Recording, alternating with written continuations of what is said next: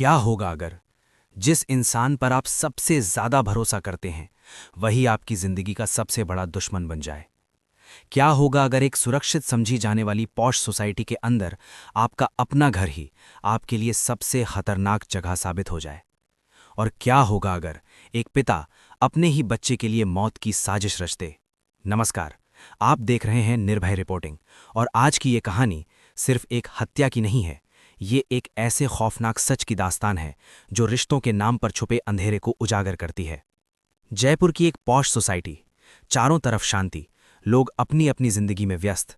किसी को जरा भी अंदाजा नहीं था कि उसी दिन उसी सोसाइटी के एक फ्लैट के अंदर कुछ ऐसा होने वाला है जो पूरे शहर को झकझोर देगा। उस दिन सब कुछ सामान्य था। श्वेता अपने घर के कामों में लगी हुई थी। उसका 21 महीने का बेटा श्रेयम्स कमरे में सो रहा था और उसके पति रोहित तिवारी अपनी ड्यूटी पर जा चुके थे।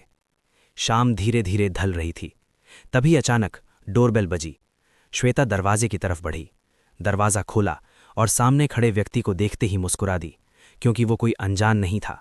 वो एक ऐसा व्यक्ति था जिसे वो अच्छी तरह पहचानती थी।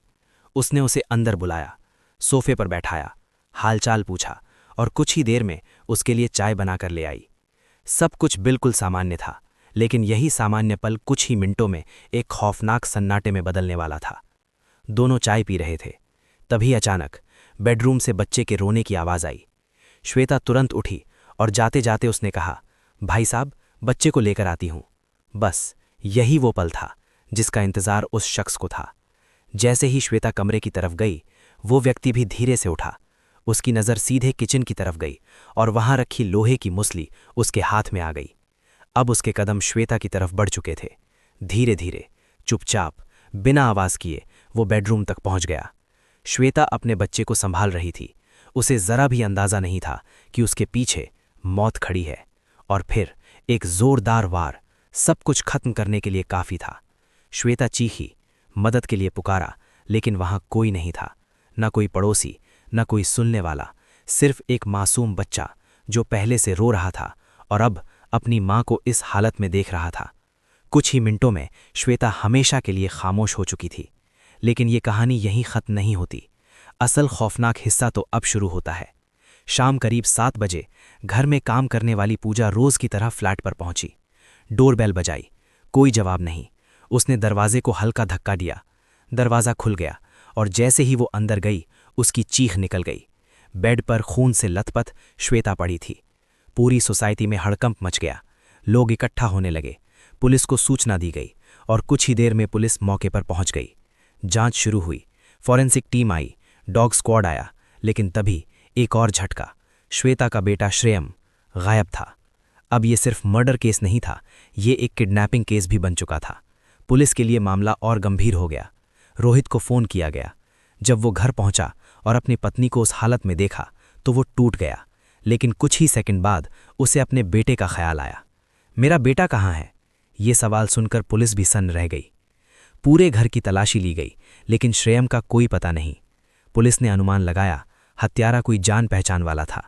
उसी ने अंदर आकर पहले श्वेता की हत्या की और फिर बच्चे को लेकर चला गया। जांच तेज हुई। 150 से ज़्यादा लोगों से पूछताछ, mobile call details, CCTV footage, और तभी एक छोटा सा सुराग मिला। एक संदिग्ध व्यक्ति जिसका चेहरा ढका हुआ था, लेकिन उसके जूते साफ दिखाई दे रहे थे। यही जूते आगे चलकर इस केस की सबसे बड़ी कड़ी बनने वाले थे। इधर रोहित के फ़ोन पर एक मैसेज आया, अगर बेटे को जिंदा देखना है तो फिरौती दो। लेकिन ये मैसेज श्वेता के ही नंबर से आया था। अब मामला और उलझ चुका था। किडनैपिंग, मर्डर और साजिश सब एक साथ। पुलिस ने नंबर ट्रैक किया, लोकेशन मिली, जांच आगे बढ़ी, लेकिन तभी एक और झटका। फ्लैट के पीछे गाड़ियों के बीच एक छोटे बच्चे का शव मिला। वो श्रेयम था। अब ये मामला एक डबल मर्डर केस बन चुका था। पूरा शहर दहशत में था। एक मां और उसका मासूम बेटा, दोनों की बेरहमी से हत्या। लेकिन सवाल अब भी वही था, क्यों, किसने किया और किस लिए? पुलिस ने शक के आधार पर रोहित से सख्ती से पूछताछ शुरू की। हालांकि उसके पास मजबूत आलिबी था। सीसीटीवी, लोकेशन, ऑफिस रिकॉर्ड, सब कुछ उसके पक्ष में था। लेकिन एक शक अब भी जिंदा था। और फिर पुलिस उस मोबाइल तक पहुंची जिससे मैसेज भेजा गया था। IMEI ट्रैक हुआ, लोकेशन मिली और पुलिस पहुंच गई एक घर के बाहर, जहां वही जूते पड़े थे जो सीसीटीवी में दिखे थे। दरवाज़ा खुला और अंदर से सौरभ चौधरी गिरफ्तार हुआ। अब कहानी मोड़ लेने वाली थी। पहले रोहित ने सौरभ पर आरोप लगाया, लेकिन सौरभ ज्यादा देर चुप नहीं रहा और जो सच सामने आया वो रोंगटे खड़े कर देने वाला था। इस पूरी साजिश का मास्टरमाइंड कोई और नहीं बल्कि रोहित खुद था। एक पति, एक पिता और एक साजिशकर्ता। उसने अपनी पत्नी की हत्या की योजना बनाई क्योंकि उसका अफेयर था। वो नई जिंदगी शुरू करना चाहता था। लेकिन सबसे डरावनी बात, उसने अपने ही बच्चे को इसलिए मरवा दिया क्योंकि वो उसे बोझ मानता था, ताकि वो बिना किसी जिम्मेदारी के नई शादी कर सके और जिंदगी फिर से शुरू कर सके। उसने अपने दोस्त के जरिए कातिल का इंतजाम किया, खुद ऑफिस में आलिबी बनाया और पूरी कहानी को किडनैपिंग में बदलने की कोशिश की। लेकिन एक छोटी सी गलती, जूते और सच सामने आ गया। दोस्त के साथ मिलकर पत्नी और बच्चे की हत्या। ऐसी सोच, ऐसी मानसिकता सोचकर ही रूह कांप जाती है। पुलिस ने 50 घंटे के अंदर इस केस को सुलझा दिया, लेकिन सवाल आज भी जिंदा है, क्या इंसाफ मिला? सालों बाद भी ये केस अदालत में चल रहा है।